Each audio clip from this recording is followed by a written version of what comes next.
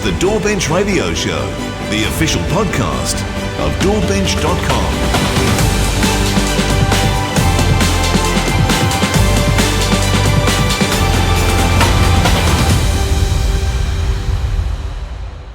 Welcome to the DAWbench Radio Show. I am your host, Curigliano of AAVIM Technology in Melbourne, Australia. And I'm joined again by Pete Brown of Microsoft in Maryland in the United States. How you going, Pete?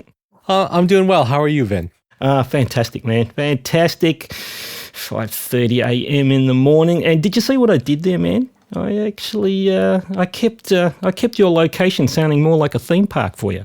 I love it. It's better than Disney. Yeah. Okay, I'll take your word on that one. Now, it's not a high bar, so it's all good. Okay, true. There you go. Now, today we actually have more of a full house. We also have a second co-host today, and that is Erin McKimm. Also in Melbourne, Australia, and that's a welcome back to Erin. Hey, Vin. How you doing? Hi, everyone. Yeah, I'm good, man. I'm good. You know, as good as we can be at this time of the morning, but, kicking along. Now, we also have a very special guest coming in from Oslo in Norway, and that is Peder Jogensen, who is the co-founder, CEO, and CTO of Soundly, which is a company that specialises in sound design and creation and have built a platform that is catalogued and allows access to one of the largest online professional sound effects libraries, as well as developing tools for easy deployment and integration in DAW environments. They are also heavily involved in developing AI-driven applications and tools that are benefiting the wider professional audio community. Welcome, Peder. Thank you so much, Ben. It's an honor to be here. And I've been listening to the podcast as well. And you had the Flavio from N-Track on, which was my first DAW, which was really cool. And even Evan Brooks from DigiDesign, and I've been a Pro Tools user for 20 years, so that was cool. And a few people from Scandinavia as well, which I'm one of. Yeah, I like to mix it up a bit, which is, always been the plan for the show, just to bring in as many people from the audio technology community, and I think it's been going quite well. I've got some other great guests coming in directly after you as well, so it's good. It's great. Now, just quickly in the area of sound design and sound effects, I mean, this is an area that all of us have been exposed to, from a very early age, whether it was, animation and film and TV and anything that is kind of fantasy-based, it relies very, very heavily on sound effects and sound design. I mean, games is huge at the moment for, creating those virtual environments it goes back quite a while. I mean, for me, things like the Warner Brothers Looney Tunes was something that comes to mind as quite innovative in regards to sound design and sound effects. Absolutely.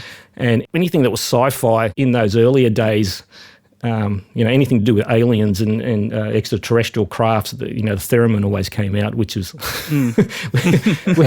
which I always found quite interesting, because somehow aliens must sound like theremins. And but like even the modern stuff now, Jurassic Park, we just take for granted what a dinosaur sounds like. What?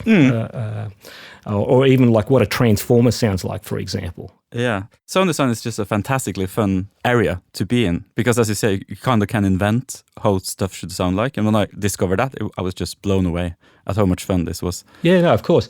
And it's not something that, I mean, we'll call it traditional music uses a lot in their content. But I mean, if you think about concept albums or even prog bands used to use more of the sound design stuff. I mean, Pink Floyd comes to mind. Probably my first exposure to sound design in music was probably Dark Side of the Moon. The song, the intro to the song Money, with the cash register and the coins, developing their beat. Also, Wish You Were Here, Pink Floyd again. Welcome to the Machine, where they've got, it's like you're entering an elevator or some type of transport device, and then it actually takes you into the belly of the machine. And so those things kind of stuck in my mind. Because this stuff is, I'd say sound effects in music is coming back big time, actually. I'm hearing it more and more on tracks, and I actually worked on, last year, one of the biggest, selling acts in Norway, I guess. They had a concept album where in between every song they had a sound design part, which were kind of them talking together in the gas station, and then a history that evolved, and then lots of sound effects used in the tracks as well. So it's I have a feeling it's something that's really coming back these days. Yeah, well, I mean, concept albums have always been more prominent in regards to sound design, especially if they're telling a story and there's a spoken word part.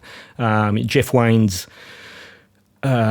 musical adaptation of War of the Worlds, that was one that really stuck in my mind. I'm kind of showing my age. All of those examples I gave are in the 70s, which, you got to think there was no samplers or anything around back then. They were creating, with synthesizers and whatever else, tape loops and have you. Tape loops, yeah. Yeah, slowing down stuff. So, look, it is an enormous area, and I mentioned sound design. I just think about it. The immersive experience in the games, everything that you're hearing is sound design. Even in TV, then, and movies, most of what you hear is sound design. It's very seldom that there's sound being recorded on the set, like footsteps and doors and everything. That's all sound design. It's already created. Yeah. They're all in post-production. I mean, that's something that Erin has worked extensively in, and all of the Foley stuff. Yep. So again, you're right, Peter. I mean, when we're thinking movies, we're thinking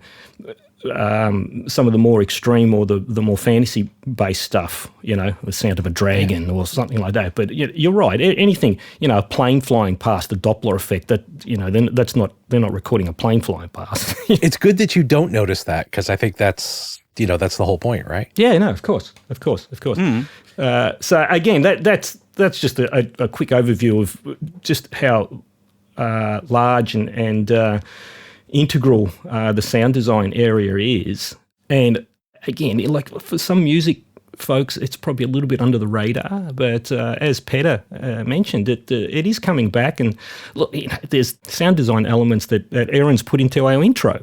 It's all over the place. You have a close listen to that. Erin has put a whole stack of sound design, transitions and things, swoops and all of that type of stuff. And so it's an interesting observation, because for me as a sound designer, and Erin as well, who does lots of sound design, it's so second nature for us to just put things on a picture, if that makes sense. So we're so used to it that in our world, we know everything is just added afterwards. Every door, every dog that barks, as you say, every plane that flies past is added afterwards. But I guess for most people, they don't think about it. When I tell them, they're a bit shocked. Even all dialogue in films is recorded afterwards, more or less, or used to be. Yeah, it's interesting. Yeah. Look, when it's done well, it's absolutely seamless. When it's done badly, a couple extra footsteps after they stop walking. Oh, boy. Look, now, with that out of the way, I think what would be great, Peder, if you can actually just give us an overview of your personal history with audio, music and technology, sound effects and design, coding, and your eventual journey to co-founding Soundly. I think that'd be great. Yeah, so like a couple of you guys, I started with the Commodore 64. I think Pete as well did. Oh, yeah. You're a Commodore fan. Oh, definitely. Yeah. So me too, Commodore and Amiga, that was a big thing here in Norway. And in the US as well? Yeah, I don't think it lasted as long as it did up there in the cold north, but it was definitely a big thing here in the US when I was younger. Yeah, and there's still a big, believe it or not, Commodore scene in Norway, lots of meetups and things like that. So back in the 80s, I started playing games on Commodores, but I never really got into programming. So the first, I started playing music, and probably the same story as many of you, when I was 10-ish, and got interested in recording in my teens. And the first DAW I had was actually N-Track, which I talked about earlier. So that was probably back in 2000 or something. He was quite early with I think N-Track stands for unlimited tracks, possibly. Yeah, I think so. Yes. Yeah. Yep. Because everything was limited, but he had like unlimited tracks, which was great when you're starting out because you kind of end up using a lot of tracks. And I went to uni, studied sound engineering in Liverpool, and graduated in 2006. Right. Okay. And I had a lot of fun there, and did a lot of music production. And I was kind of contemplating staying in England, but I decided to go back to Norway. And like 2006 was a weird year in a way, because this was like the music industry was dying, and Spotify and like the streaming services hadn't really started yet. I guess Spotify had started, but like people weren't using it. So it was kind of a hard market to be thrown into. And I'm sure you guys remember the same like area. The same time. But I got to work with some interesting bands actually in Liverpool. So I used to work with a band that I think, well, their name is inspired by Australia, at least. And I think they're quite popular there now, which is called the Wombats. All right. Have you heard of them? I haven't heard of the Wombats. No. Okay, so it's a UK band that's called the Wombats. Yeah. Right. Okay. Yeah. They were quite big in like 2010, I guess. Right. And I think they toured quite a lot in Australia, like doing big shows. And I think it might have something to do with the name. Or is the Wombat from New Zealand? No, it's Australian. It's we call them the furry boulders. They're just like a rock with fur and eyes. You know, you don't want to hit them with the car. Let me tell you, they rip the sump out of your engine. I was going to ask where the danger comes in, because everything in Australia is dangerous in some way. So that's it. Yeah, these things curl up like a ball on the road, and you run over them, and they basically rip the bottom of your engine out. they can. I've been chased by one. Yeah. Nice. Wait, are the wombats the ones with the square poop? Yeah. Yes. Yeah. How did you know that? That's the only fact I know about wombats is they drop little cubes. What? That's just one of those weird facts that you've retained. Yep. It'll come in useful someday, I'm sure. I'm sure. Actually, today it came in useful. Yeah, I'm good. There you go. Beautiful. You managed to use that little nugget of information. Oh God! So now, hang on. Now you've just broken the flow. Where were we? Yeah, sorry. I was going to ask you more about like Australia and New Zealand. I really want to go there. It's on the other side of the earth from here, but like New Zealand, I'm not sure if you want to go into this, but like Australia just seems like a fantastic place to visit, but like there's so many things that'll kill you there. Yeah, but they're not in the city. Or actually, no, the snakes kind of tend to. Yeah, some of the brown snakes. Spiders. Yeah, sorry. Okay, yes, it's not only in the country, in the suburbia, but it's not as bad as people make out. But it's for some reason the Americans tend to think that there's always a brown snake in the backyard, or there's a spider under your bed, and there's drop bears in the gum trees. But Peter's going, "What's a drop bear?" I'll let you look that up in Google. Tourist repellent. It's a tourist repellent. Yeah, that's a good one. Okay, last question. Are you like scared of snakes and stuff like that, or is it you're just so used to it you don't really think about it? Or have to check your? Yeah, you have to be aware of them. So, like if you're riding on a bike path and there's a brown snake curled up in the middle of the path sunning itself, you don't run over it with your bike, because it'll. Right. If you get bitten, it's they're quite lethal. It's a problem. Yeah. Yeah. Generally good advice not to run over the animal with your bike. Yeah. So. Yeah. And then we have, large kangaroos that, especially if there's a lack of rain and water, that decide to come hopping into the suburbs and stuff. And, you don't want to go tackle a 6-foot grey. No, they'll kick your butt. They will. They'll destroy you. Yeah, they'll destroy you. Yeah. And they're built like bodybuilders as well with the arms. Right. Oh God, they look. I've seen pictures of I've seen them. They're not cute. They look like your worst nightmare coming at you. Yeah. In Norway, it's like we see them as like cute animals because we've never actually encountered them. That's the wallabies. The wallabies are smaller versions of small kangaroos. Yeah. Well, there you go. So yes, please come to Australia, but wear a helmet and take out life insurance. Okay, last question. Sorry to just throw you off. I'll get back on track. But do you like go to New Zealand now and feel safer there? Or is it something you think about at all? Do we go they have, where? Like, no dangerous. Do we go New where? Zealand. New Zealand. Oh, they've got less animals that kill you, but I mean. I'm dying over here with this line of questioning. This is great. Well, I mean, probably the most dangerous thing in New Zealand is a kiwi, and it, Erin. They don't have wings, do they? They'll chase you and peck you on the ankle. Oh boy. Okay, so hang on. Where were we? Sound design. Yeah. Sorry. So Spotify. I was producing Wombats. So produced music and stuff like that. Back in 2006, 7, 8, and it was before like all the streaming services and things like that had started really, and people were like paying for subscriptions to streaming, and people weren't really buying music on CDs, and iTunes wasn't really that big. So, but it was a lot of fun, and I started doing more and more commercials and things like that because it was just more money, easier to get into. Mm-hmm. And in 2008, I started learning programming actually by myself because I've just always been fascinated by the craft and never kind of got into it properly as a kid. Like I knew how to program the Commodore 64 to print my name on the screen. Right. Unlimited times with the go-to statement. But I never really like understood programming. So I kind of just started just making stuff on the internet, basically.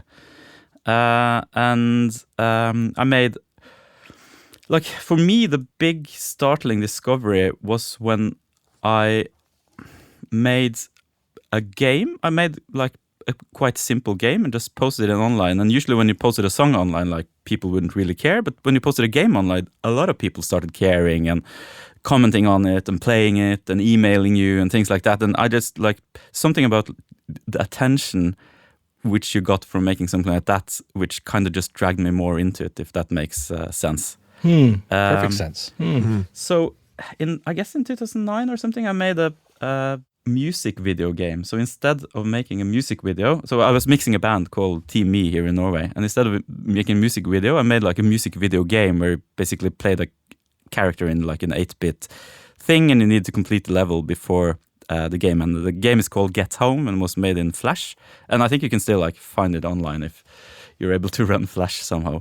And that was really popular. Like I think we had, because I made like a simple tracking system as well, and I could track that like 2 million people had played it and completed it and things like that. So yeah, that was really like wow, and thousands of comments and stuff like that. So I like just really liked the reach you could get from programming things, basically.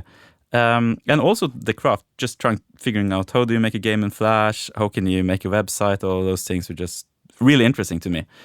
And just to go through weird projects I released, so I made an iPhone app as well back in like 2010-11 called iTrust, which was also like got a lot of attention in the media. This was at a time where like every app that came out was like, oh, there's an app for that, and like the media outlets would write about anything weird and strange. So iTrust was an app basically that let you see if people were snooping on your phone. So you put your phone on the table, go to the toilet, and then afterwards you could see like a log if anyone tried to click any buttons. And we made like a funny ad for that. Well, is that still running? Because that would be very, very useful with the level of tracking that we're actually experiencing at the moment. It was kind of you kind of took a screenshot of your home screen and left it there. So you'd see people trying to click your home screen. It was like a hack just to make it work. And it's not out there anymore because I kind of felt bad for making it because it got a lot of attention like in the media outlets and people were buying it and it was kind of working,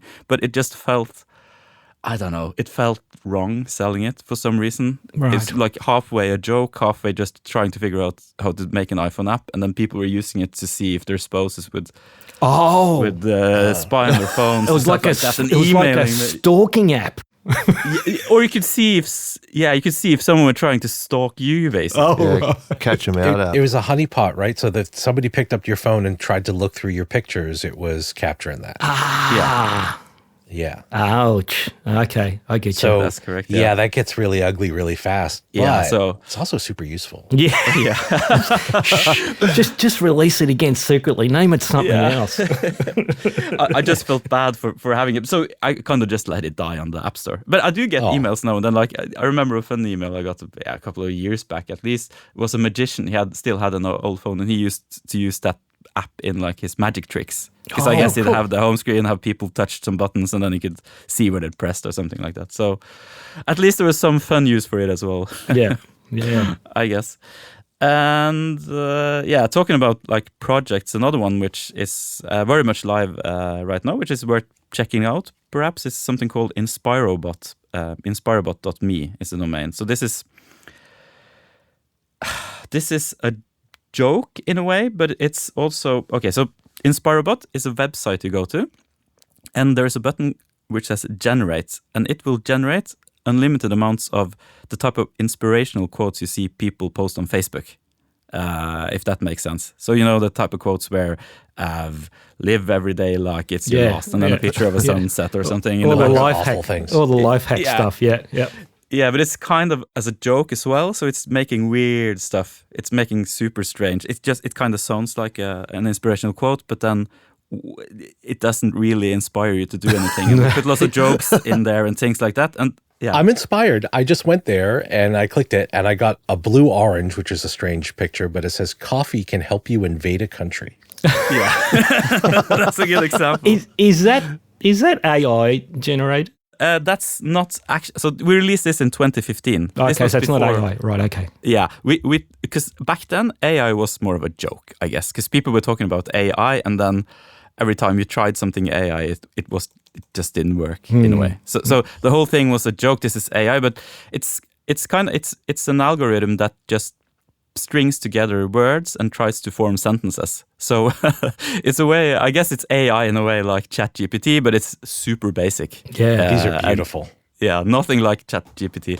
But yeah, so it's more of a joke, but it's been really popular. So it has like a big following on Reddit where people are still posting, like generating stuff and posting and voting up and down. It's like hundreds posted each day, and like 100,000 followers on Instagram and stuff like that. So it's like it's a fun. It was a fun gag to do, and we're kind of updating it now and then. So the last thing we put in there is something called mindfulness mode. So it's a button you can click on, and then it'll actually have a voice talk to you, and then you'll like see inspirational quotes floating across the screen, generated in real time, more or less. So, Vin, I'm occupied for the rest of the podcast. All right, so we're not going to hear Pete. He's going to be creating, blue oranges and purple dragons or something. You know? It says it's never too late to make too much noise. Yeah, go ahead, Pete. Oh, that's awesome. Hey, and we haven't even got to Soundly yet. Yeah, we're getting there. So this is like my story. I just kind of found programming super interesting and fun, and like I would like recommend anyone who's like interested in getting into it to just do it, because basically it's the most fun thing I know after sound design maybe. So this was Inspirobot was 2015, and that's about the same time we released Soundly as well. So I started doing sound design in 2008, 2009, around with like the music industry not being very, being a bit down. And I found that super captivating. Going from music to doing that was just like, I was blown away at the feeling of making a film sound alive. So just you have a picture without any sounds, but especially in animation, you have like a 30-second ad, which is, I worked on lots of ads basically with no sound, and then you kind of make up the whole soundscape from nothing, from air. Course. And I was just, Erin, how's your journey into sound design? Yeah, well, I started, I would have been in the late 90s at uni. And basically, I went to film school and just kind of, because I come from a musical background as well, and just gravitated into sound. So I kind of ended up being, kind of the sound guy on production. So I'd link up with directors and producers at the uni. And then from there, just kind of gravitated towards sound and ended up kind of specializing in it, I suppose. But yeah, for the same reason, I just found it fascinating, like when you put a sound up against a picture and how you can change how it feels and change how you kind of respond to it and the emotional quality of it and the storytelling. I find it fascinating even to this day. I love the subtlety of sound as well. Compared to say music, which is kind of a bit more upfront. I kind of always say music's kind of like the intravenous of emotion, whereas sound and sound design is subtler, but it's extremely powerful. Yeah. You're a composer as well, right? So you do like both? Yeah, I do both. Yeah. So I then kind of later on in my journey, I was always doing music. I've always produced electronic music and played instruments, etc. And kind of just fell into it, really. Because I was in the industry working on film and commercials and all the same kind of stuff as yourself, and ended up kind of going down a composer journey as well. So I do both, kind of 50-50. Yeah. I kind of cheated because I checked out your IMDb and you'd work on some cool movies as well, which I've been really lucky. I've worked with some really great people over the years, and on some interesting stuff. Yeah. So my background from sound design is mostly ads, and a few short films as well. But I've never done a proper film, long format, which would be fun to do. But so I was doing sound design by myself, and then I started working in a company, doing it more and more. And so here we're getting into Soundly. So back in 2012, I saw that getting sound effects into Pro Tools was really hard. So I'm a Pro Tools user, and finding good sound effects was really hard or super expensive. So I just started making a tool myself that I could use, basically. So it's something you say, Vin, that necessity is the mother of all invention. Yeah, necessity is the mother of invention. Yeah, of course. Yeah. So that was my background for starting something. So I could program. I was really interested in how the cloud stuff worked, like cloud service. That was kind of hot in 2012, cloud stuff, basically. But I quickly understood that I needed a local application. I couldn't do something. The stuff I wanted to do, I couldn't do in a web browser. So I started coding in Python, actually, an application that let me download sound effects from the cloud, like our own library from the cloud, and get it into a player, which was a local application for PC and Mac, and from there drag and drop it right into any DAW, basically. Awesome. So after a couple of years, I guess, I had a prototype, which I started using. So this must be in 2013, 2014. I didn't have any library yet, so I only had the sound effects we had at the place where I worked, which we had licensed. But I used to access them from the cloud because it was just so quick. But as I started giving out to more sound designers in Norway, especially, they had lots of local sound effects as well they wanted to get in. So I made a part of Soundly where you can index your own sound effects as well, which was quite basic to start with. But as I got more and more feedback from, at this point, I didn't even have the idea that this would be a product we'd release. It was just more stuff that we used ourselves as sound designers in Norway. And video editors as well really started getting into it, because as sound designers, you kind of have a system for this, but video editors need a lot of sound effects as well as they're working to get the scene working, whooshes and doors closing and things like that. So they got into it. So after a while, I guess we were 20, 30 people using this in Oslo. And I had an open news forum section inside of Soundly where people would post feedback and things like that. So it started evolving quite rapidly. So the biggest challenge before we released this in around 2015 was finding a good sound library, because the idea was that you'd have a sound library in the cloud, which you could work with, which worked seamlessly with the local application. But sound libraries at this time, subscription-based services, weren't really something people did for sound effects. It wasn't an idea that was out there, and people were still selling CDs basically with sound effects. Yeah, correct. Yeah, so it was just, I emailed lots of people like, hey, are you interested in doing something? And I just got either no answer or just a no. Right. Yeah. So drunkenly at the bar down in Oslo one night, I met a guy called Christian Skåning, who's a co-founder of the company now. And I was like telling him about the stuff we were working on, and that was so hard to get a sound library. And he was like, he'd been working in Hollywood and just came back to Oslo and worked on Transformers, actually. So he'd been doing some quite big movies. So he just said, wait, I have a large sound library because I've been recording sounds for like 10 years already. So we drunkenly exchanged numbers and actually... That's how many stories start. Yeah. Yeah, that's how the trouble starts, yeah. Yeah. And we actually texted the next day as well. So it wasn't just one of the projects that goes down the drain. And met a couple of days later, and I had a look at the stuff he had, which was very high quality sound effects, because he's been recording himself and using it in productions. But it wasn't organized at all. So we got another guy on board who started organizing his library, which was quite small at the time, 3,000 or 5,000 sound effects.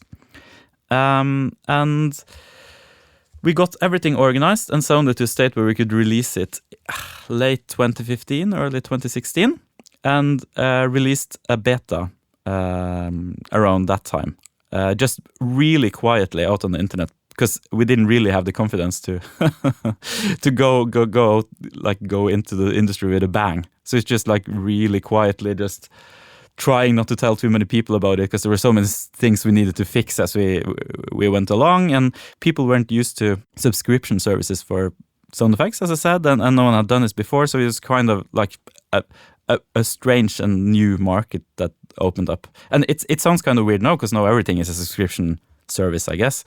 But yeah, back then this was like a new thing.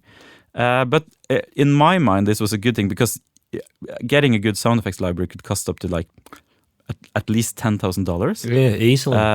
Yeah, easily. So having access to a good library for $15 was like allowed a lot more people to just get into this quickly. And yeah, the integration with DAWs and stuff like that was also a really important part. So you could basically, Soundly tries to be a super simple application that lets you search for sound effects and find good fits for your searches quickly, and then just get it into your session. And that's been our philosophy since we started, and we've been growing steadily since we launched it, and it's been the most fun trip I've had.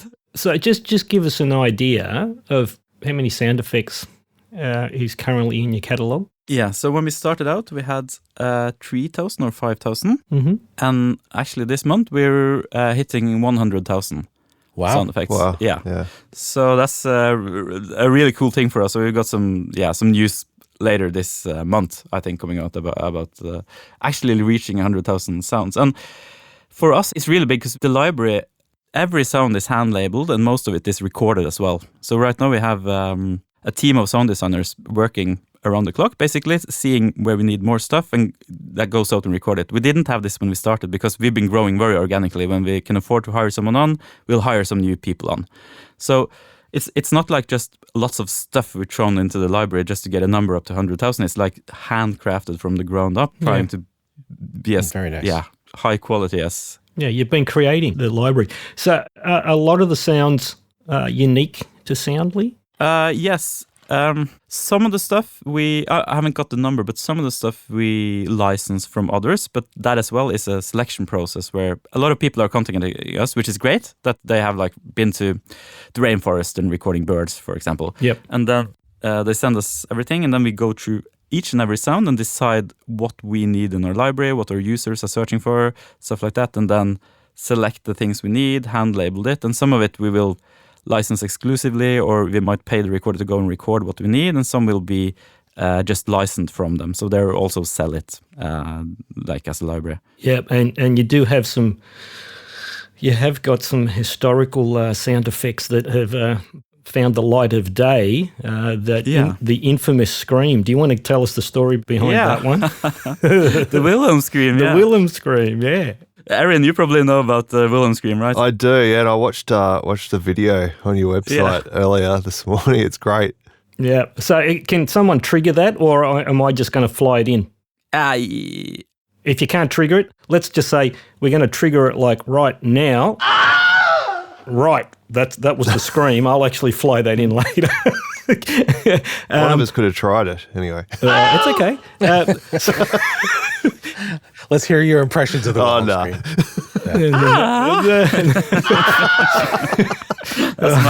It sounded like you stood on something. So, Peder, can you actually tell us the story how that was? Well, firstly, what the Wilhelm scream is for those listening in that don't know, and they're actually going to hear it because I've actually flown it in, and how it was actually rediscovered, because it's actually a great story how that was rediscovered. Yeah, so the Wilhelm scream is it's a famous scream recorded in 1951, right. Which sounds something like this. Ah! Yeah. But you've probably flown that in already. I might replace that one. It's okay. I thought it was good. No, I think you should keep that one. That was beautiful. Okay, we'll leave it in. I'll put it up in Soundly as the Wilhelm scream. So I think it was recorded back in 1951 and ended up on reels that sound designers had. Yeah, so libraries back then were tape-based. A guy named Wilhelm recorded the scream on the set for a crocodile. No, I think it was a guy attacked by an alligator. Right. That's like what happened. So he needed to scream, and he did, which we found, 6 takes of the scream, and take number 4, I think, is like the famous Wilhelm scream, which has been used in a lot of films. Right. So it was recorded, used in that session, and then used again, I think in 55. I wouldn't trust my years here, but it might be right. And from there, it has grown to be like a legendary scream in Hollywood that sound designers started putting into films as a joke. Yeah. So it's been in Kill Bill, it's been in lots of Star Wars movies. I think it's in every Star Wars movie, if I remember right. And when you've heard it, you can kind of start noticing it. It's like an Easter egg. Yeah, it's like an Easter egg, yeah. So the scream has been traded amongst sound designers, especially in Hollywood. That's kind of where this has been a thing, not that big outside of it. But and all sound designers kind of hear about this at some point and get fascinated by it and start like reading up on it. And it's been like a mystery, lots of mysteries around the Wilhelm scream and where it's from and things like that. So Craig Smith is a great sound designer, and he works as a teacher in Cal Arts. And we got in contact with him back in 2018 because they started using Soundly over there. They needed a good system for sound design. And he had some interesting projects he told us about where he were restoring old sound effects. So he got old tape-based libraries and had learned how to restore them. You kind of need to bake the tape for a while and then digitalize them, and then you need to clean them up, remove noise and stuff like that, so it's useful. So we've been sponsoring a few projects where he had tape-based libraries he wanted to digitalize, to get people on board to do like naming and editing and stuff like that, which takes a bit of time. So he asked us, I guess, half a year ago or a bit more, about like sponsoring another project he was doing, and we love doing that because it's so much fun, like listening back to the old sound effects and also have them in Soundly. So we have special libraries in Soundly you can add with the old sound effects. So if you're doing an older film, it's quite nice to have those old sound effects because it just sounds more authentic on black and white pictures for some reason. So he was going through a library, recording and editing, and he just sent us the whole thing as he was completing it, and we were like listening through it, and then we heard, what? Isn't that the Wilhelm scream? Wow. I mean, like, we're listening to it again and again, and that's the Wilhelm scream. We started like listening to Wilhelm screams on YouTube videos and things like that, and we found here are all the like 6 takes of the scream, and it starts with a voice saying, so cool. "A man getting bit by alligator," and screams. All right. And you can hear all the like the direction in between. So he screams, "Ah!" and then it says, "Oh no, you need to be higher." Ah! No, that's too high. So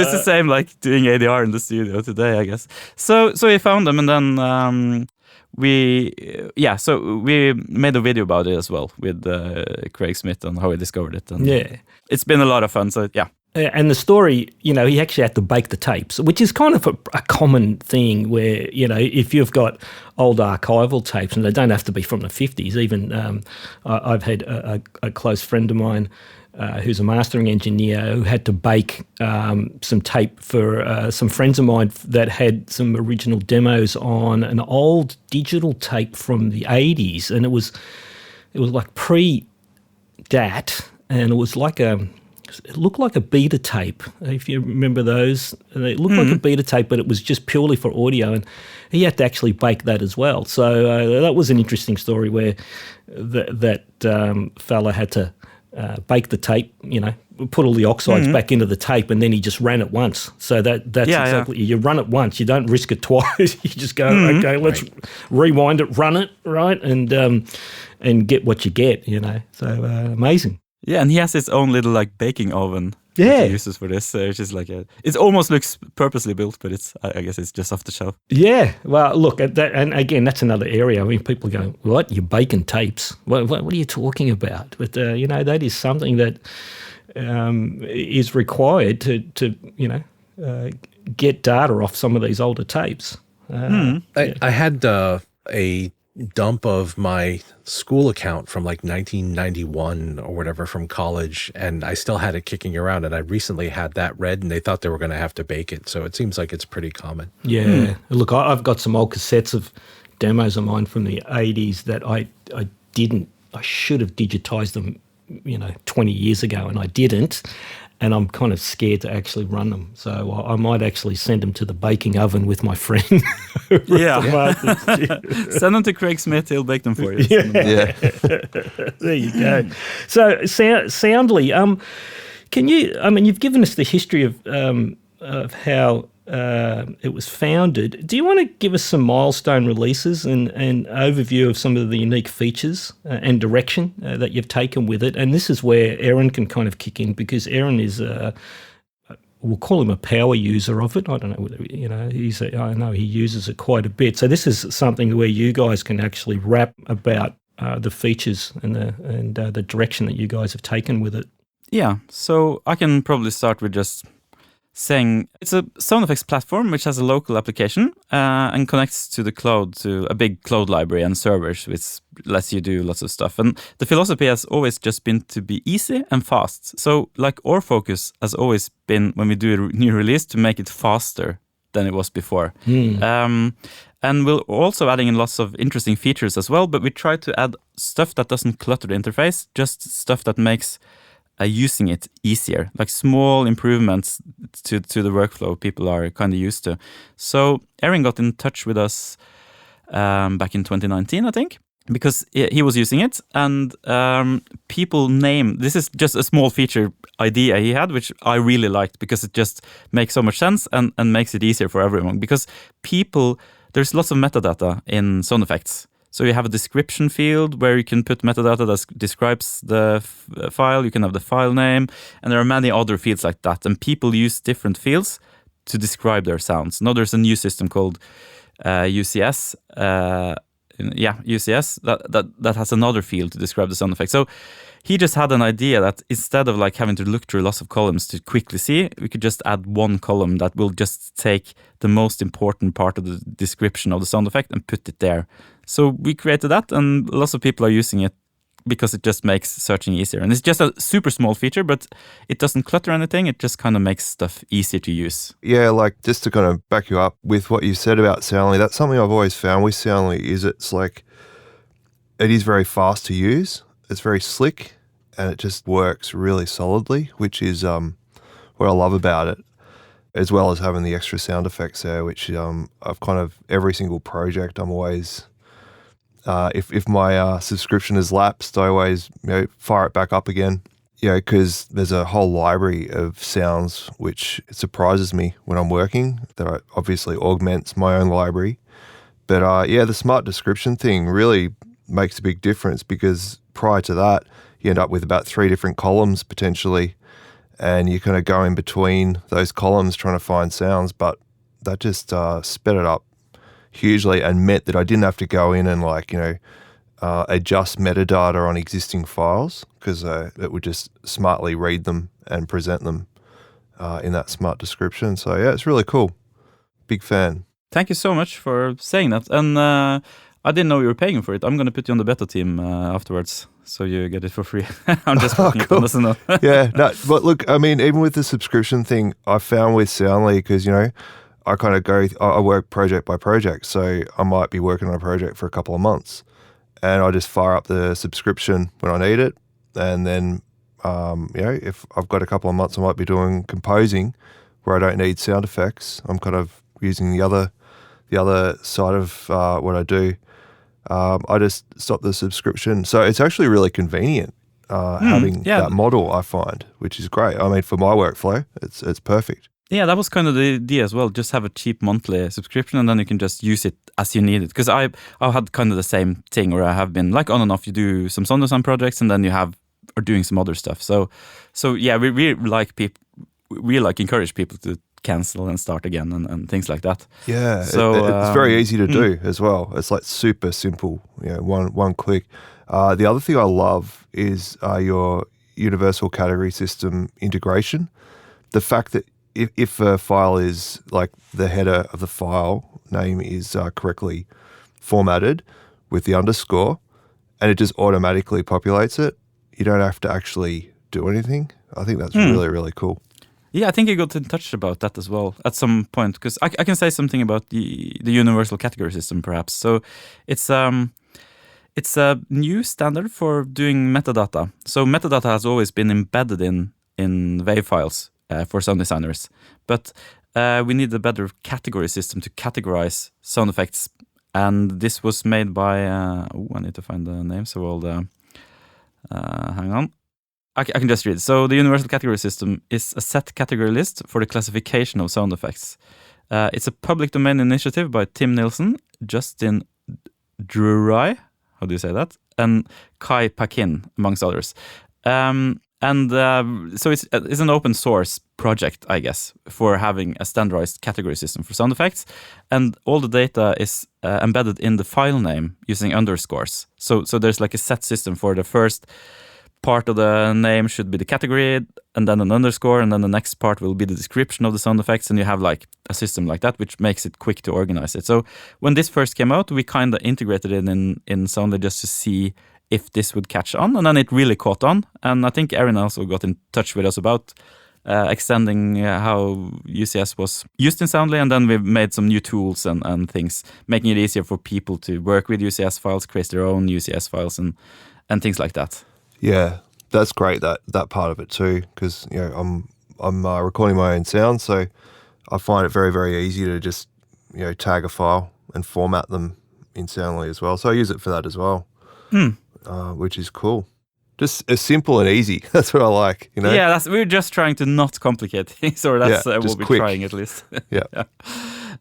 So we've had lots of releases since we released Soundly, basically. I guess around 2018 we started to get to a point where it, in our opinion, it was pretty fast, it worked pretty well, and we could start like exploring new ideas with it. And we could also notice that people started taking it seriously. And it's a weird feeling with a product you've kind of built and used yourself, and then people are starting emailing you about it from all over the world, and like serious companies like Ubisoft, EA Games start like emailing you about this and purchasing licenses. I don't know. It's just it's a weird feeling. Yeah, it's almost surreal, awesome. Isn't it? That something that you've created out of necessity for yourself is now taking off. But I mean, I think a lot of pioneering products actually started out that way, where the person that developed it firstly did it for themselves, for the love of it, or specifically for the necessity to actually help them in their workflow, and then it's caught on and grown into something that is benefiting a wider community. So I think it's fantastic, Peder, and and you just keep integrating new features, which is from user feedback. So that's another thing that I'm finding very interesting and positive as well, is that you're actually listening to your end user base and implementing feature requests. Absolutely. So basically everything we make is more or less from user requests, ideas, things people want, and just trying to figure out ways to implement them. So, and it's also nice to see that the more stuff we get in, the less questions we go to get about that stuff, if that makes sense. So we're getting less and less like feature requests about things that we should have. Well, that's because you've been implementing them. Yeah, and that's good to see. Like there's like an end of the tunnel kind of thing. There isn't, because there's always more stuff we want to get in. There's lots of stuff we're working on right now, which is super exciting. Yep. But it's good to see that we're getting somewhere with this. So I could run through some features, yes, if you'd like. Yes, please. So we always like making ads. That's like a thing we really love doing, because like I guess we have a background from the ad industry, from working with sound design. Mm-hmm. So back in 2018, I remember we did a fun film about collections, which is something we released then, which is like a way to organize your sound effects in your own collections, and you can share the collections. So outside of the library, it's like a playlist in Spotify, basically. Right. And we also made our own collections. So if you're doing a car scene, you can just open the car selection and get like collection and get all the car sounds pretty easily from there. And we made a fun film about that. And then another cool thing, which is, it's kind of small stuff, but that's what we do, is search translation in 2020, which was a really good timing for us, because we have lots of international people using it as well. And as I said, Craig Smith, working as a teacher, they have people where English isn't their first language. So being able to search for sound effects in your own language was a really cool feature, and a lot of people are using it. So I can search for sound effects in Norwegian, and then I'll get like everything that's tagged up in OR and other libraries just translated instantly. So that was a cool thing to have. And also in 2020 we released something called Spookly. So we like to make funny ads and weird stuff. So we made a website called Spookly. I think it's spookly.com. I'm just gonna Google it, because I can't remember. No, it's on Soundly. It's soundly.com/spookly. You can just Google Spookly. So it's a Halloween player. So it will play spooky Halloween sounds at random intervals. So at Halloween, you can go and put this on a computer in the studio, just start it, and then at every 10 minutes, it will play a spooky sound and spook everyone around it. So that was fun.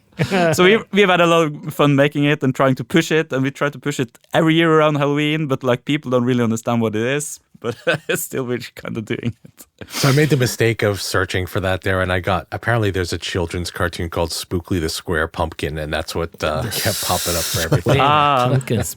Spookly sound. It's Spookly. Spookly. Oh yeah. So if you search for Spookly and Soundly, you'll probably find it. We'll probably send you emails about this during Halloween this year as well. Or we thought about stop sending emails because people don't really get it, but when Halloween comes, we're probably going to start sending it anyway. And then we're making lots of integrations with applications, other DAWs, which is a lot of fun, because then we reach out to Nuendo back in 2020. Mm-hmm. And so if it was possible for us to send files directly to the timeline on Nuendo, it was a feature a lot of users had requested. And that's also a strange thing, but people start taking the application seriously, and like Steinberg replying to you, implementing features in their applications so we can integrate with them and things like that, which was just really cool. Yeah, it is very good. I thought. Yeah. So is that Cubase as well, Peder? Is that Cubase as well as Nuendo? Well, I mean, I call it Cubendo, so it's, they're very, very similar, but Nuendo's aimed specifically for post. It's got some post-specific features, but, Cubase, they keep adding more and more of those features into Cubase as well. Like, Atmos, for example, is now in Cubase as well as Nuendo. So, Cool. And the standard Steinberg kind of made with Nuendo was also picked up by Studio 6 recently, because we were emailing them, because Studio 1.6, which is... Oh, okay. Yeah, it's a DAW I haven't used, but we're getting more and more emails about it, so I think it's getting more and more popular. Yes, it's getting bigger and bigger, and it's very similar to... Look, it's very similar in workflow to Cubase. It's simply because the core developers, founders and developers were ex-Steinberg coders that implemented a lot of ideas that they, I think, brought to the table at Steinberg and were not being included. So they thought, well, you know what, we'll just we'll do it on our own. And that's kind of like a short story of how Studio One came about. Have you had him on the podcast? The yes, creator? yeah. We've had. I think I saw it on the list. Yeah, we've had Matthias. We've had Matthias on, and it was great, And there was some nice, definitely some nice backstory to how the company eventuated. But I remember Studio One. The first time I tried version 1, I didn't even look at the manual. I just opened it up and went, okay, it's Cubase with some drag and drop features. That's how I looked at it. It's not that they copied Cubase. I'm just saying a lot of the shortcuts and a lot of my muscle memory stuff was very, very similar. And, but it just had drag and drop. And I went, oh, yeah, there you go. That's kind of cool. And that made it unique. And it's still, that is one of the unique features of Studio One, is that drag and drop feature environment, I just realized that the two main DAWs that I use are both born from disgruntled employees, right? It's Studio One and Bitwig Studio, right? Yes. And we've had both of the developers on, and we know the backstory on both of those. So I'm really impressed by Studio One as well, the way they've grown it over the years, and like you could see emails coming in more and more often from more and more people in a way, and they've really been at it. And I opened it up as well as we're building the integration. It looks really good and slick, and I think the next step, if and when they introduce surround and /Atmos, that's when you're going to see another kind of shift towards it, because it doesn't have that surround or Atmos as yet. But I'd be surprised if it's not on the agenda. I need a 10-speaker Wilhelm scream. That's what I'm Upmixed 7.1.4. Yeah. Or Dark Side of the Moon. Dark Side of the Moon in Atmos.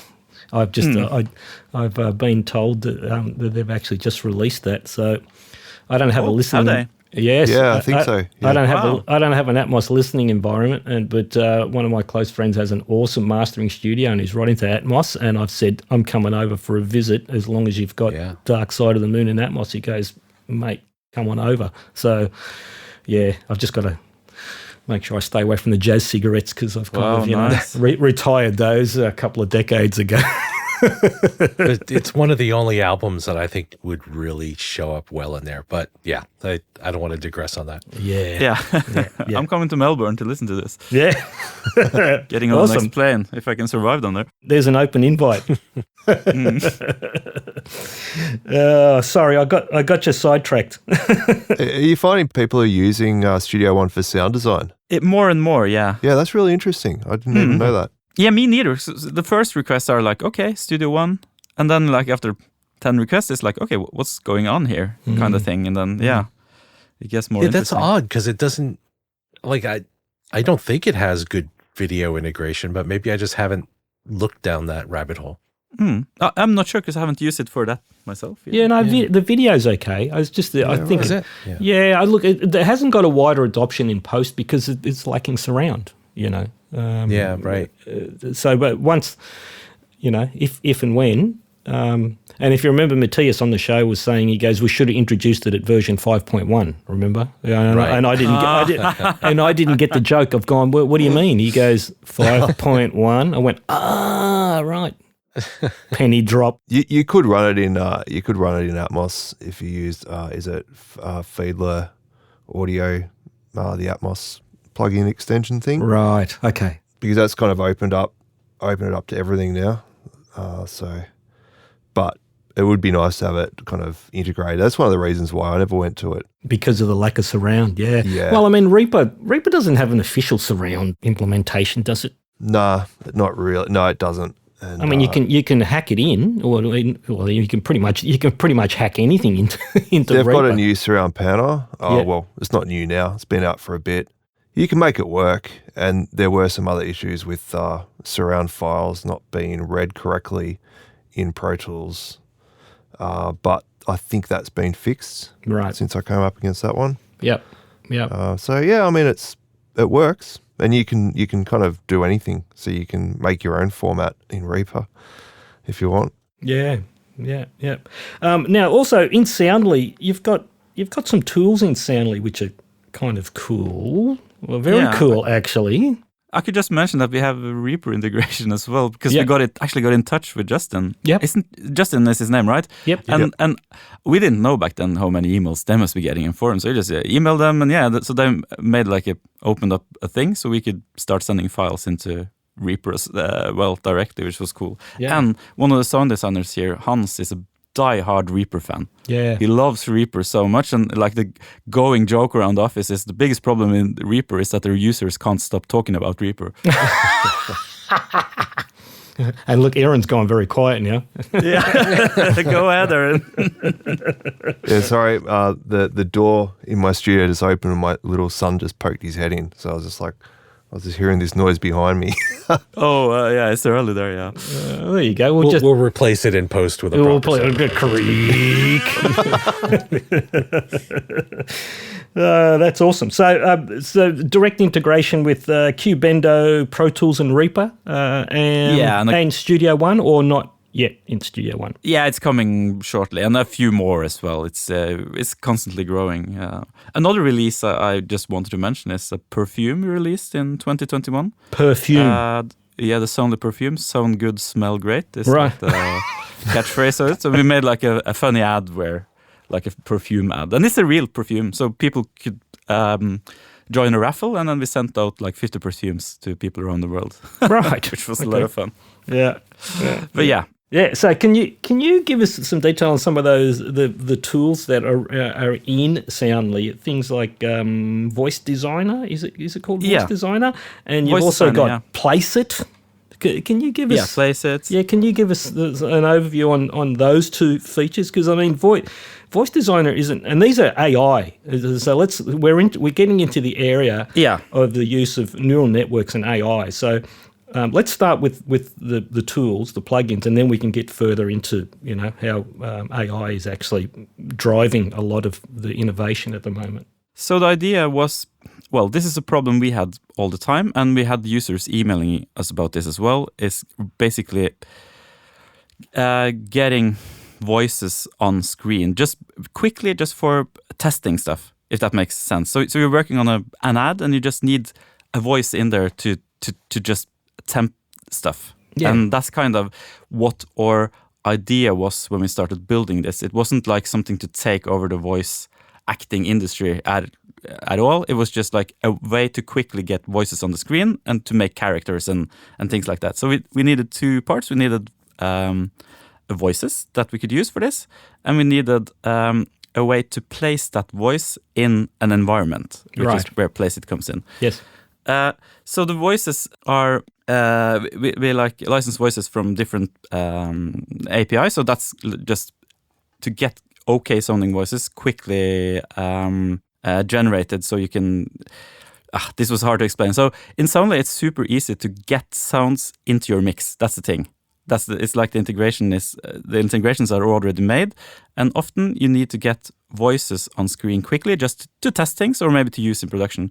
So we're using a few APIs from different vendors to get voices that we fit our needs, which is basically not real voices that will do voiceovers, but more voices that you can try to see if it works, and also do characters. And then we have a Place It plugin, which lets you place that voice in an environment. So you can, for example, place it in an elevator speaker in an elevator, or in a radio. So you can basically type something like, next song on is going to be the song Love by the band Love. And then you can place that in the radio and then quickly get it into your ad. Right, so this is actually text-to-speech.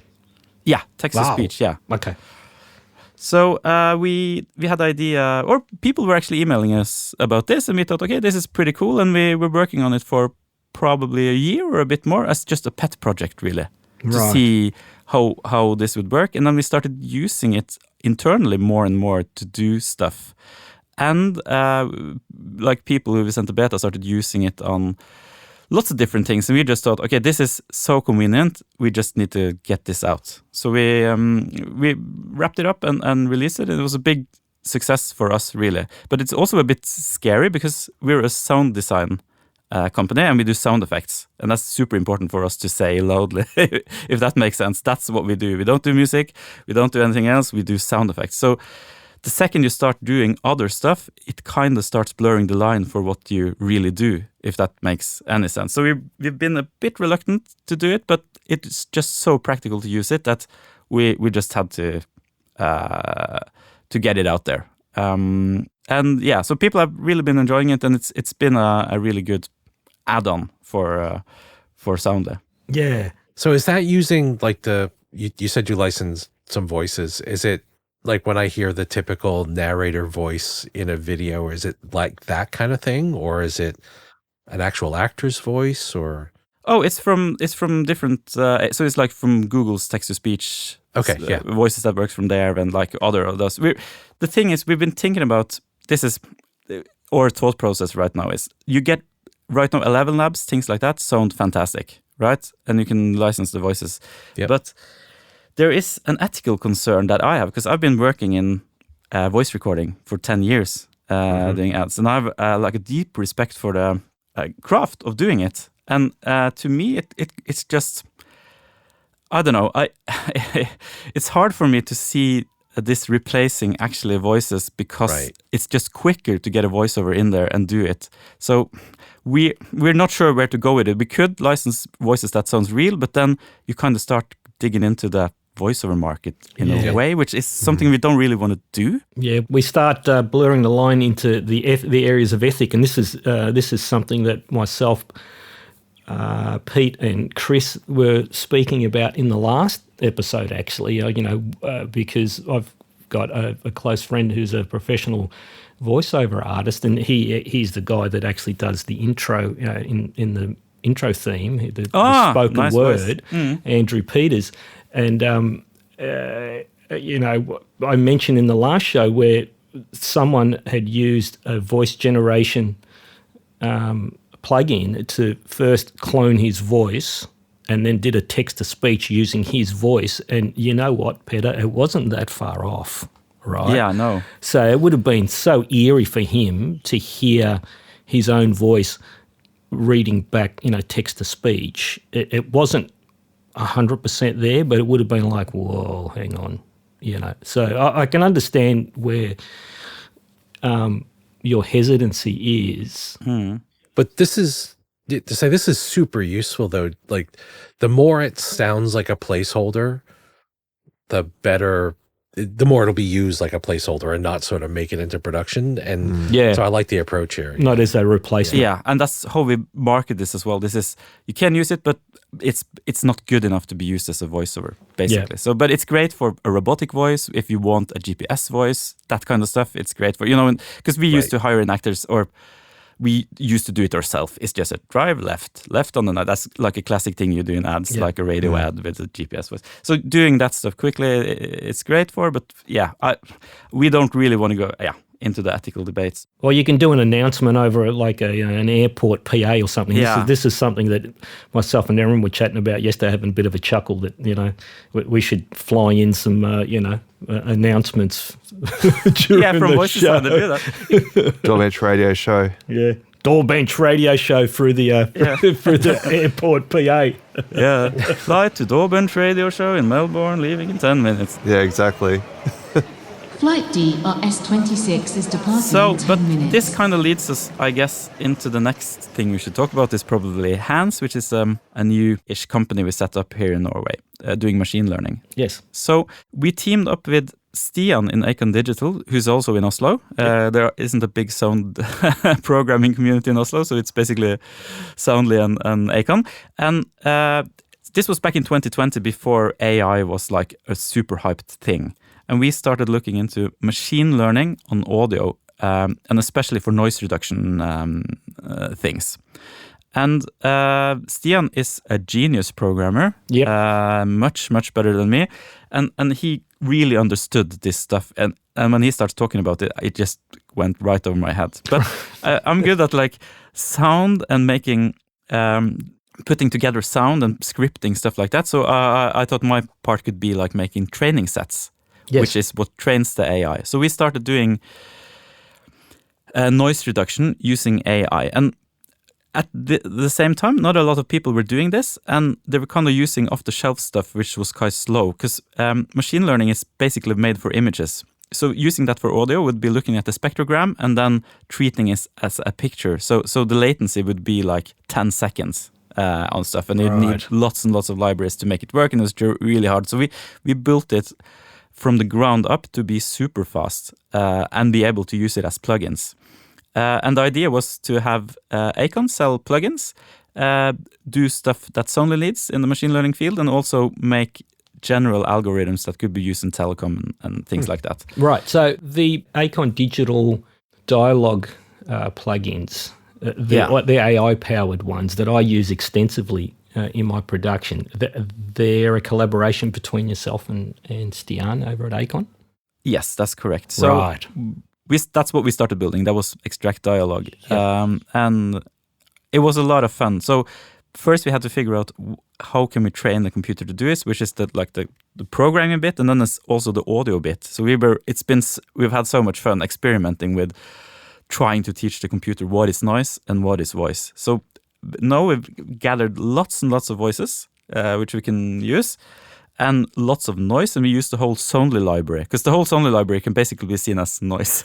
Stuff you don't want when you're doing dialogue, which is great. But we've also been recording like mic bumps and pops, and it's just like when you get into this field, it's just such a weird place to be. And I'm scripting stuff that puts together like 10 pops, a car that drives past, and a whoosh on top of each other in 11 seconds, and then a voice that talks really softly underneath it. And then the computer tries to learn how to do this. I can send you some of the examples if you want. I have them here. Yeah. I know this stuff works really well because I've seen Vin what happens when he cleans up my audio. And like, I know today it's got to have a workout because see, I've had my mic collapse. I kicked over a box of something. What was that? Is that what that was? Yeah. There was like it was a Foley artist in the background. So I've got all the freaking sound effects over here today for Vin to try out. And if nobody hears them in the podcast, then it totally works. Yeah. Well, look, I've already discussed how in the previous show, just how amazed I am at how good these plugins work, and in real time, and with minimal CPU load. Mm-hmm. It's just phenomenal, and it's deplosive. There's a deverberate, but like little. I'll even run it on mine where I've got like a chair creak or a little pop or something like that. Yeah, quite phenomenal. So the work that you guys are doing, in practical sense, it's been game changing for me. And I hate using the word game changing, but it has been. It's true though. If I had the latest version of Extract Dialogue in some of those earlier shows where myself and Erin would, we won't name them, but myself and Erin, there was a couple of shows there where we worked together, because Erin is like my savior when I can't actually complete the production. There's some stuff there that I just can't get across the line, and Erin is far more experience in dialogue than what I have. And there's been a couple of shows where we were in like 2 weeks of hell getting these shows across the line, where if we had the latest version of Extract Dialogue, we would have just gone, wow, how much. Not to name names, Vin, but we've had guests eating cereal on the show. Is that Stian you're talking about? No, I'm not going to say. No names to protect the guilty. We've had people with open windows where you could hear all the traffic. It's just a bunch of crazy stuff. But yeah, I agree, and I'm not much of a bragger, if that makes any sense. But I feel I can do it because I haven't actually made this. I'm making more the training sets. Stian is the genius here, but me too. I've been really impressed, and I use it all the time. And especially his de-reverb plugin is fantastic for removing reverb. Oh, it's phenomenal. Yeah. There's been a recent shootout from one of the tech sites. No, it was actually just one of the YouTube content creators, and he put it up against all of the others. We don't need to name them because we know all the others that are all working in the same field. And he had, he had the Extract Dialogue in one video, but then he did the deverberate. He did a thing about the deverberate. And you can just clearly tell all the others were artifacting original audio to the point where I wouldn't use that. Where you flick you flick Acon Digital on, and it was like noise gone, no artifacting. So I thought tick tick, and I've experienced that directly. So it wasn't an overly, it wasn't a surprise to me, but it was good to see that comparatively against the other main competitors. Let's just say the main competitors. Yeah. Right. So whatever you guys are doing, I think you've put a bit of a rocket up a few of the bigger names. And the thing is, we're very few people. It's like we're a couple of people working there, and it's like also been built up from the ground just without any investments. It's just like something we do because we kind of need it. So it's fun for us, and especially Stian, to be able to beat some of the big shooters in the industry. Yeah, but you've got a passion between the two of you that is actually driving that innovation, whereas some of the larger companies, and that's not to say that they haven't got brilliant developers and coders there, because they have, but I think the larger the company gets, the more fragmented or more segmented it gets, and they're just not delivering the result that you guys are. So for me, I'd far happier to promote the smaller guy than the bigger guys, especially when the bigger guys are getting sucked up by larger companies again. I think it's really interesting how you're using the Soundly library as well, though, because it's kind of, you got such a resource of real world sounds to kind of model it off, Yeah. So I think that's really interesting. Yeah, Peder, don't sell your contribution short. Like a big chunk of machine learning is the data set, and that's why this is so good. That's so nice of you to say. Thank you so much. I'm so happy you're actually using it on the podcast as well. And I'd have been fired by now if he couldn't use it on the podcast. And it's nice of Erin to say that the like my contribution with training sets are important as well. It's in a way it's like the easy part because it doesn't involve all the deep maths which Stian needs to know to be able to do it. But it's fun. I think you need the sound design experience as well to understand. That's kind of what we see when we look at the literature which is written on this and how people treat it. And it's we've seen some super weird training sets used by others because they don't really understand the sound design aspect of it, if that makes sense. So it's something about understanding how you can script something to mix stuff together using, for example, the Soundly library to get the right stuff out of it and make a mix which is natural to what you'd find in the real world. Yeah. I mean, they're probably coming from a perspective of purely from a coding perspective, where you guys are actually approaching this from direct experience with not only the sound design but post-production and everything else and how this thing is going to be used. And I think that's the difference. Well, 3 mic pops and a car pass, and I don't know what else you said in that file with quiet talking. Yeah. I mean, that's the reality you face with what's delivered sometimes. And we got Serial and Pete tripping over his cable and yeah, you need that as well. But it's mic pops are much more common. Oh yeah, well, there you go. That's great. So just another quick question, Peder. The future of AI integration with Soundly and Hance. I mean, this is an area that is growing, and is there anything new that's coming out? I'm pretty sure Stian mentioned something, and you kind of mentioned something in passing. Can you actually talk about that? Yeah, I can talk about it. You can? Okay, go, shoot. Yes, this is coming out in a couple of weeks. Okay, so this is really cool. This is something we've been working on for quite a while, and making the training sets for this has been absolutely hilarious. And I'll send you some of them afterwards, and you can fly them in if you want to. Right. So, cool. So what we're working on right now is stem separation, which is, you obviously know, everyone knows what stem separation is here.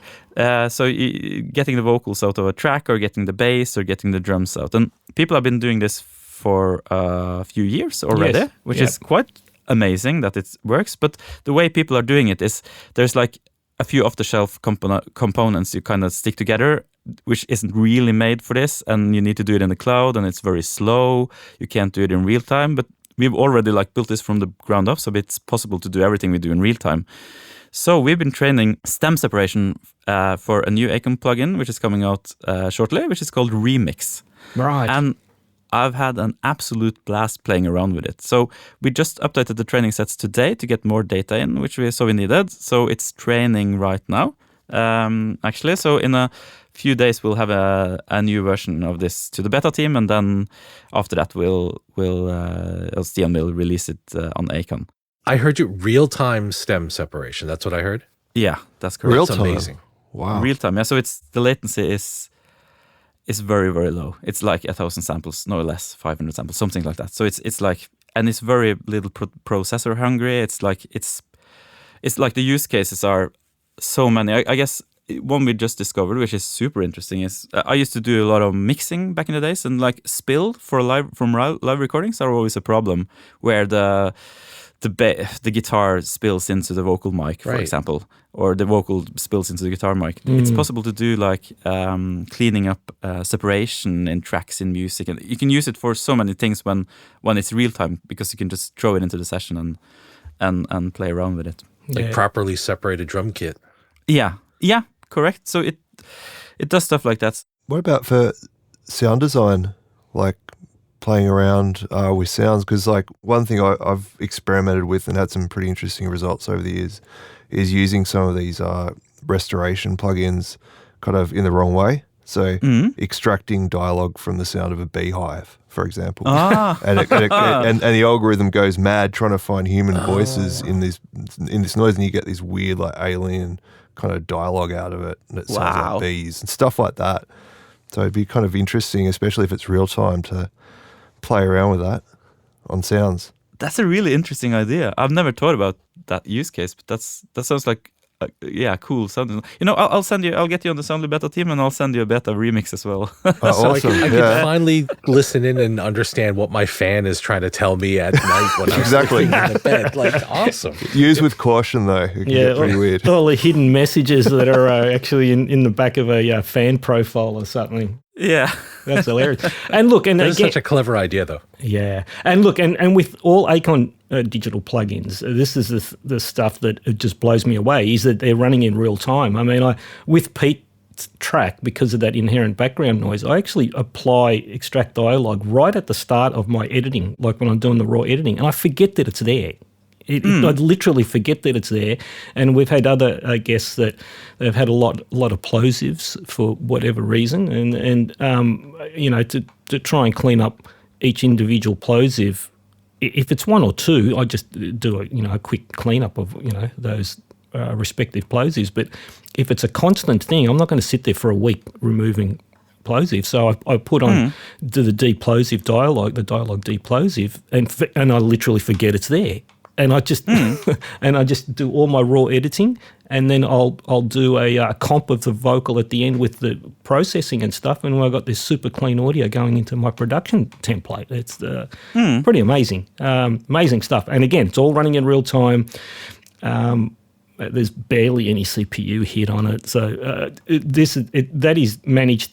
Well, that you guys have managed to do that with a multi-track, remixing or unmixing plugin is amazing, but not overly surprising, knowing that just how well that Stian is actually coding the other plugins. Yeah, I'm just happy to be a part of the team, to be honest, to see what he does. Yeah, I'm looking forward to digging into that one. I've just got to try and think of, what tracks to muck around with. Yeah, there's a bunch of guys like remixing tracks into like Atmos, for example, by using these AI multi-track splitters and stem extractions. So they get something that's just a stereo mix, and they can split it out and then do all sorts of stuff with it. So yeah, that's really smart, because you take the vocals and apply like an immersive reverb to it. Exactly. That's really smart. I haven't thought about the use case at all. Yeah, so that could be really interesting, especially if it's like running real time as well. Yeah, you could just get in the session. Yeah, so if the people can't get a hold of the original takes, they just get the stereo mix, break out all the stems and do some Atmos stuff on it. Yeah, that is that is an area that I didn't even think about. I had some fun yesterday listening to Beatles songs, putting the remix plugin on, extracting the vocals, then shifting the format, and then mixing it back in. So like wow. listening to Beatles with like a super weird format on Paul McCartney's voice. Yeah. Which is, I guess it isn't a use case, but it's just weird listening to like an old mix which has always been there, and then changing stuff in it. It's this wasn't possible just a few years ago. So no, look, and some of the other tools like Melodyne and that type of stuff, that was actually groundbreaking at the time. Yeah. Absolutely, the sci-fi going in and changing notes. That's remixes, and not even that. And that wasn't using AI, was it? I don't know. It was using AI. No, I think it was using traditional algorithms. I'm not sure. My maths aren't good enough to understand it, but according to Stian, like it was a big thing when they announced it. Oh, it was incredible. I've used it. It's incredible, but this was like before the AI hype, I think. Yeah. So I think it was using conventional algorithms. Sorry, I'm not going to bring is your wife a mathematician? I think you mentioned it in the pre-chat. Who's that? My wife? Vin. Oh, she's got a maths degree. Yeah. Okay, yeah. She's not working as a. No. I just found it fascinating as you mentioned it. No. No. She did the whole uni and got a BA and all the rest of it, bachelor's, and then moved on to other fields, not involved with mathematics. I see. I kind of wish I just had a deeper background in that. So I'm doing programming because so much of this stuff just goes over my head. Well, we've done some shows with one of the founders and coders at Softtube, for example, that do that component level modeling, and I'm trying to get my head around what is the principal component and approach to actually physically modeling something, and it's all mathematics, and I'm like, wow, it's amazing. So that's definitely a deep rabbit warren, and I'd say Stian is right down deep with that one. Yeah, he's too into it. It's like he doesn't understand when I fall off in a way. I just sit there and nod my head. Yeah, okay, yeah. Interesting. But I'm the same with any of my friends that are into coding when they get into that low level stuff. Like Pete. Well, we actually haven't really gone into a lot of the code level stuff, Pete, because I'd be the deer in the headlights. Because I know better. It's all good. Yeah, I'd go deer in the headlights. Like what? So what's the end result for the end user? Would be my first question. Yeah. And I glaze over on the math stuff. I wish I had paid more attention in high school, but that's long since gone. Yeah. Well, there you go. Well, now where are we? Let's have a look. I'm looking down here.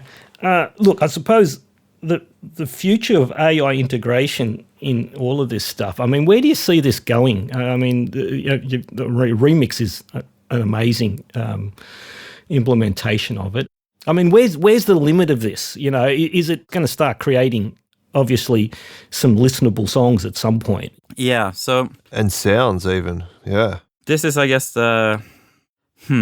So So I feel everyone is talking about this right now, and it kind of, for me, it's been talked about so much that I kind of just phase out a bit when people start talking about it, if that makes any sense. It's kind of, and everyone has different ideas and no one really understands where it's going. So I can throw in my 5 cents, but I'm not sure, like from the inside looking into this. So if there are so many aspects where you can use AI and where it will become interesting, and industries it might take over, I'm not sure. But for music generation, for example, I don't really think that the way people are trying to do it will work very well. So Google LLM, I guess, is their big music model. I'm not sure if you've checked it out or heard what it makes. I have, yeah. Yeah, so it's trying to use, as far as I know, I might be, maybe I shouldn't talk about this, I should have read more about it, but my impression is that it uses a spectrogram to make music. So it looks at music in a spectrogram and tries to use machine learning to do it. And you end up with weird results because that's not really how you look at music. You can't really teach a machine to do that as well. You end up with something that sounds cheap in the end, or random, So I think if you want to do more AI music, then you kind of need to do it on the synth and the MIDI level. if that makes sense. So you kind of need to create the stem. So I'm picturing what I would like to see in the DAW, which is probably coming. It's like, okay, so I have a guitar and a song, and then, okay, give me some strings, make a string line that works. And then you get a couple of examples in MIDI, and you can kind of try to mix that in. I think that's more the approach than trying to create a song from a spectrogram. Yeah, the generative stuff. So that's what Microsoft Research has. It generates MIDI. Oh, you already have that? Yep. Cool. Is that integrated in any DAWs? No, it's a Microsoft Research project, so it's one of those AI things that requires knowing AI to use. Yeah, that's the thing with many of them projects, I guess. But who knows? It could make it into something. Yeah. Yeah. And Peder, your thoughts are not that far removed to mine. I'm not convinced yet that the machines are going to be able to replace the humans in regards to composition. Not yet. Not look, in some genres maybe, but the stuff that is kind of blowing up the web with the AI generated stuff. The songs are still written by a human, composed by a human, played by a human, and then they'll regenerate a voice to kind of emulate, and that's the stuff that's kind of went viral and stuff. But any of the stuff that I've played with where, they're saying, do a jazz fusion prog metal with a mandolin and and some other weird instrument, those kind of things just sound like garbage to me, But it's also context as well, because it's about the artist and about the story and everything else that comes along with the music. And, if you're AI listening to AI, it might make more sense. But human listening to AI or human listening to human, it's kind of two different things in a way. Yeah. Well, I think with the generative AI, because of, with the graphic side of stuff where you could say, okay, put a pink elephant in the middle of the moon landing or something, all right? And they can actually generate stuff.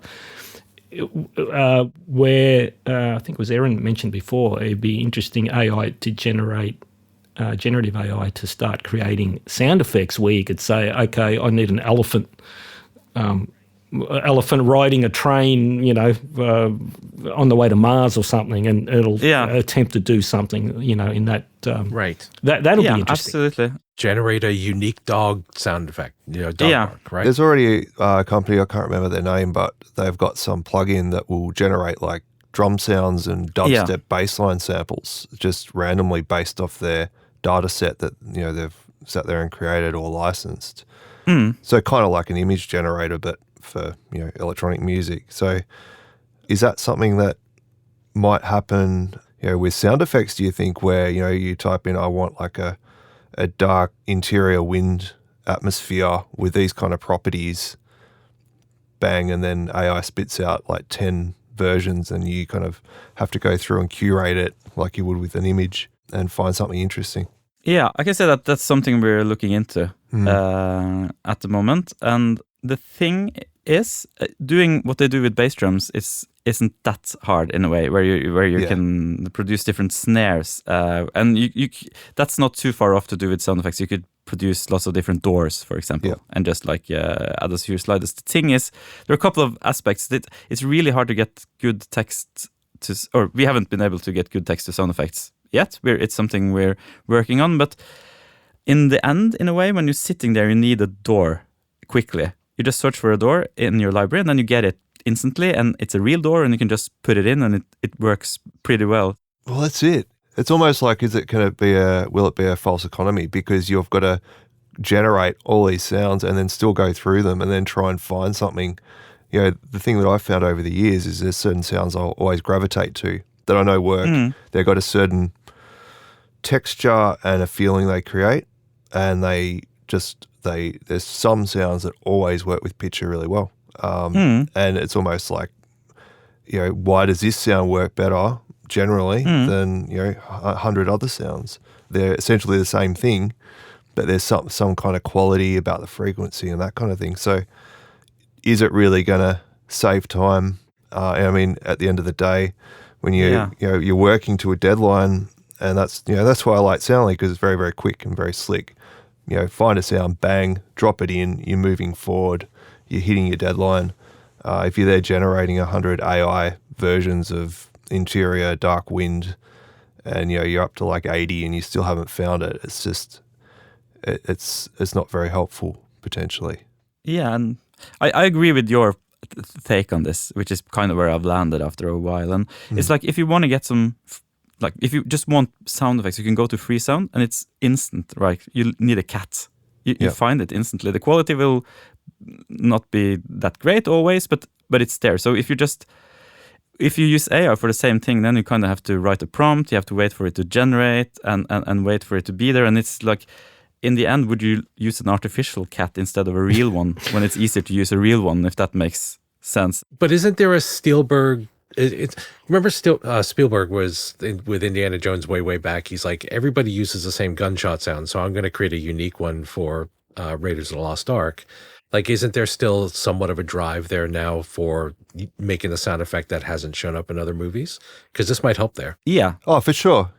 But that's a combination of going out and recording things, experimenting, creating, synthesizing, or asking an AI to generate it, right? Yeah, absolutely. Well, that's right. I mean, as a tool like that, and even like I was just thinking then, to create sound effects libraries, you could, if you had a high quality algorithm that could generate sounds, you could generate 100 of a particular sound, and then go through, pick the best 5. And then create a sound library. So it's got to, got to be curated anyway. And then that means the end user will have a pick of the best 5 out of those 100, rather than having to sit there and sift through 100 while trying to cut a scene or something. So as a tool like that, I think it could be really interesting. And just creating, like trying to break it, like with the restoration tools experiment. See what how can you make AI wig out and create bizarre sounds that you've never heard before that can be kind of recontextualized or something. Yeah, so we're really on the same page, because that's my idea as well. Like, this would be a perfect companion to a sound library, if that makes sense. Because you have a library you can get quick access to, but it would be super cool to be able to, as you say, dark Mars atmosphere. That's kind of a hard thing to record. And designing that is fun, but then just having like 10 different to choose between and being able to do like interesting stuff. I think to start out with, at least, that's like the most interesting part of generative audio for sound. And you have the data set, and you have the rights to the data set, which is the important part, because one of the issues I've always had with generative AI is kind of what's it building on, and did the artists agree to that kind of stuff? So I think you're in a good position for this. Yeah, so this is absolutely something we're working on. We haven't had any breakthroughs yet, I can say, but it's very, very interesting, and we're keeping a close eye on the on the literature on this and everything. Yeah.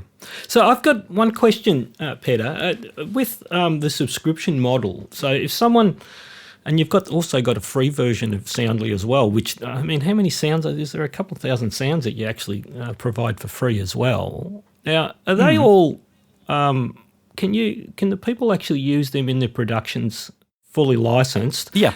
So that's the free stuff. But with the subscription, so say, for example, your because you've even got a daily, I think you've got a 24-hour subscription if someone needs to get some sound effects very, very quickly.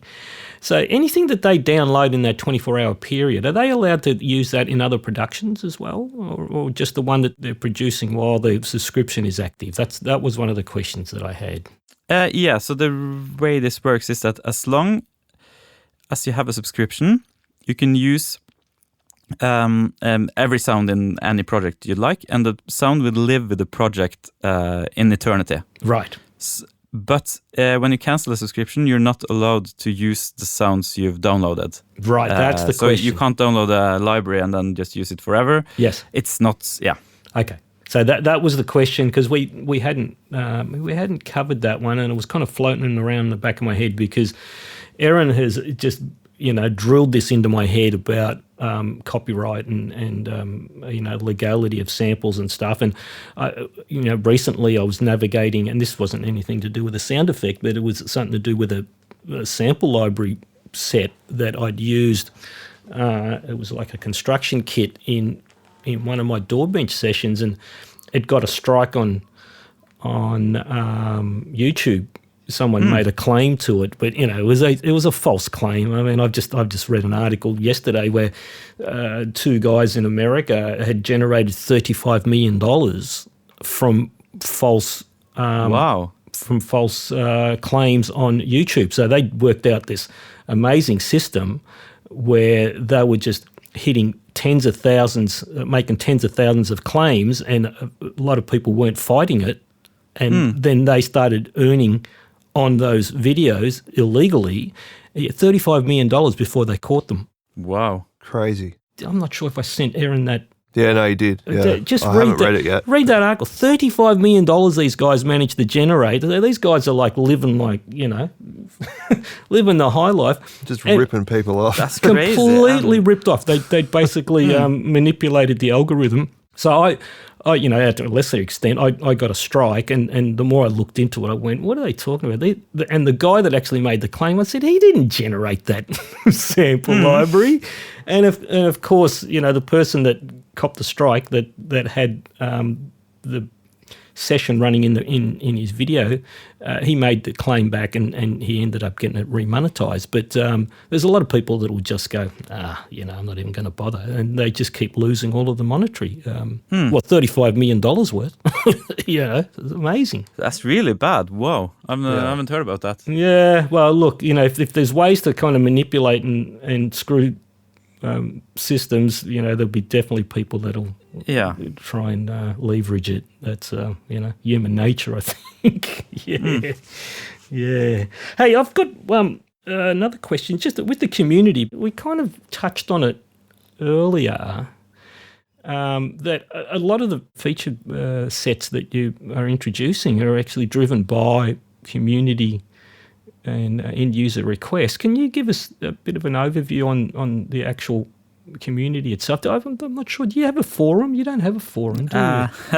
No. This is a this is a great question. Yeah. So this is all driven by email and us just watching the internet for like what people are saying, comments, what they're looking for. It's a constant discussion if we should like put up a forum or something like that. But as soon as we have it, we kind of need to monitor it as well. Yeah. And we need to keep it alive, have, say, sound design competitions and things like that for people to use it. So far, this is something we're discussing every month. Should we do this? And I'm like on my backbone, because if we do it, then we'll have users asking questions there, and then we need to go there to reply, and we have another channel we need to go to. And I know most things do this, but for some reason we have just been, I don't know, a bit on our back feet on this. So I'm not really sure. Yeah, it's a lot of work which we haven't taken on. Forums are an enormous amount of work. I actually shut my DAWbench forum down only because, look, I ran it for about 10 years, and there was a reasonably good community there, and we're having some great discussion, and this was kind of in the earlier days, and I might not have run it for about 10 years. I may have run it for about 5 or 6, and then I was just getting overwhelmed. I'd wake up every morning, and there'd be 200 requests from bots to actually enter the forum, because I had a good roadblock on there. And then occasionally I'd let one slip through, and then you'd wake up the next morning and the forum is just flooded with just garbage, and then you have to sit there and spend hours cleaning all that up. So I just, in the end, it was crazy, and then, you get the trolls and the pigeon chess players and all the rest of them coming in just to kind of create havoc. So, I was involved with 2 forums. So one was a DAWbench forum, and one was called the Cubendo forum, which were refugees from the Steinberg forums that when Steinberg had stopped listening to us or banning, they were banning a whole stack of people at a period that myself and a friend in Florida actually created the Cubendo forum, and that was great. I mean, that just went viral for a while, but then we started getting infiltrated. Let's just say that. We started getting infiltrated by people that were just there to disrupt, and ended up falling in a heap, because there were some active players that were sent in specifically to actually disrupt it. Oh, God.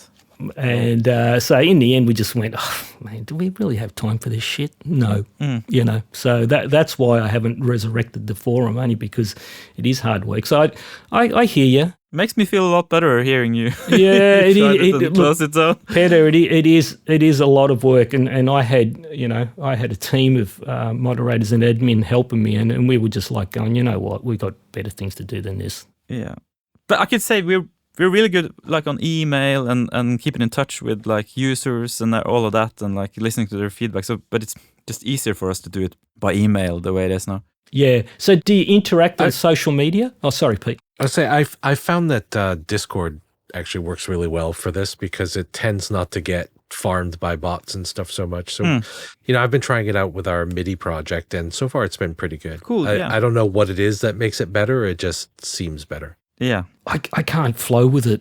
It's just my brain just can't flow with that. Is it Discord or Discourse? You're thinking of Discourse. Discord is the app one. Discourse is the comments plugin. What's the really disjointed one, Erin? We've had this discussion. No, it's Discord. It is Discord. Oh, the one you don't I can't follow it. I just can't. I can't. My brain cannot function on those conversations. Yeah. Did you have IRC down in Australia? IRC, yeah. Does that ring any bells? Back in the early days, yeah. Kind of like IRC, I think, Discord, isn't it? Well, it used to be, but it's added threads and forums, so it's different now. Ah, so they have added it. Okay, so I've got to revisit it because I'm on a couple of them, and I keep getting these messages saying, "Hey, Ben, you just got to mention," and then I kind of find the vague, and it's just so disjointed. I've gone, I can't follow this at all. So my brain is more attuned to top to bottom forum style. Oh yeah. That's interesting, and something we'll check out. I know we have like a sub forum on a sound effect where we get some questions, and one of the sound designers here is active there. So there are like some activities there, and I agree. Discord looks quite interesting. And you don't have to maintain it, and it's somebody else's infrastructure, which is always nice. Yeah, it's someone else's problem. Like where I've got a couple of threads that I maintain over at Gearspace, which I have been, it's been going for a long, long time. Yeah, and they get the occasional pigeon chess match, don't they, Pete? When we've been anytime there's a full moon, and this month fancy cable people. This month because we've had 2 full moons, Peter. That one thread about my audio interface. It went all over the place. It just went all over. We had a cable debate, and then we had some guy that was accusing me of all manners of stuff, which I won't go into now. But he was accusing me of all manners of stuff because he reckons that he couldn't find the information, and all the information was there. And then we were spoon feeding him all this info, and he was still just neglecting it. You are an awful person for making this information freely available. I'm an awful person. Was that the sound card? The sound card you tested? Yeah, the low latency performance thread. Yeah, I mean some of the accusations, legacy bullshit, and it was just amazing. And I'm just going, legacy. What are you talking about? I've got interfaces right up until March this year that I've been adding to the It's some people's reading comprehension. I don't think it even starts with reading. They just sort of reply. And that's what I hate about forums. And this is the thing that, and this is the question that where it's different. And I have a better experience, and Pete can't believe this, but I have better experience on Bookface or Facebook. Sorry, I'll call it Bookface. and it's probably more because people on Bookface is that they do post under their real names, and people tend to behave a bit better, or actually a lot better, when there's some accountability.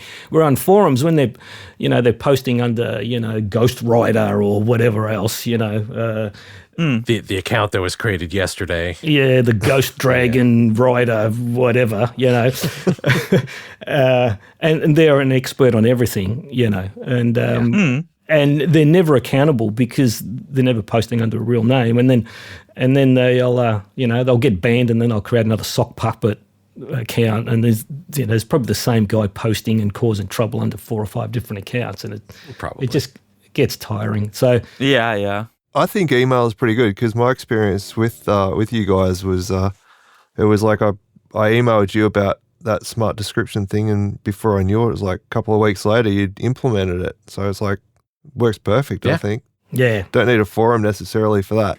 Yeah, easier to keep track of emails as well, and knowing what's important and unimportant, and we can it's just an easy. Yeah, for us it's convenient, but it might be better for the community to have a place to speak. Fair enough. If it's working well with email now, no reason to change unless you get a surge of demand to do so. You know? If it ain't broken, don't fix. So do you have a social media presence over there on good old Bookface or the Twitty Bird? What's it called now? X and X. Yeah. X. So we're on all. Remember, X is pronounced SH in some languages. So SH. Shitter. What? It's a shitter. SH. Really? How do you get X? How do you get SH from X? How? You need to learn some other languages.